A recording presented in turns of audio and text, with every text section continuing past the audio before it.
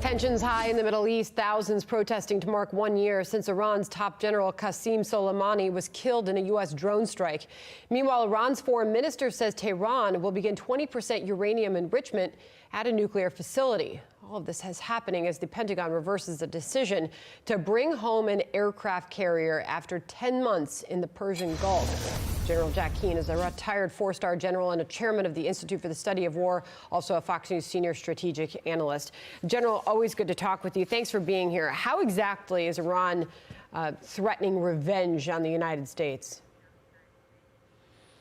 Well, first of all, they did attack the United States, on our troops on a base right after we killed Soleimani last year. And they warned the Iraqis who ran that base a few hours before the attack that an attack was imminent. And that gave us plenty of opportunity to get our troops into bunkers. And while some of them were injured, none of them were killed.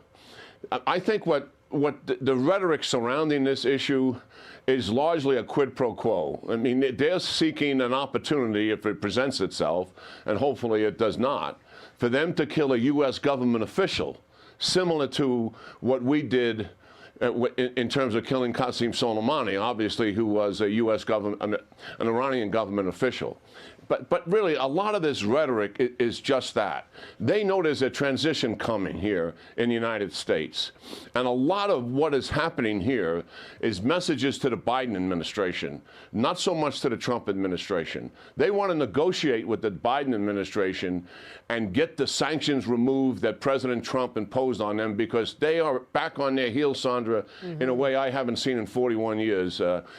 Economically, and also a huge amount of civil unrest in the country as a result of it. Javad Zarif, the Iranian foreign minister, sent this tweet out on January 2nd, the day after New Year's Day. New intelligence from Iraq indicate that Israeli agent provocateurs are plotting attacks against Americans, putting an outgoing Trump in a bind. He goes on to say, be careful of a trap, warning the president any fireworks will backfire badly. How's the United States responding to this?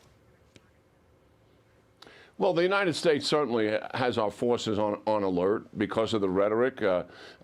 Clearly, we were going to bring an aircraft carrier home. We haven't redeployed that aircraft carrier for this reason.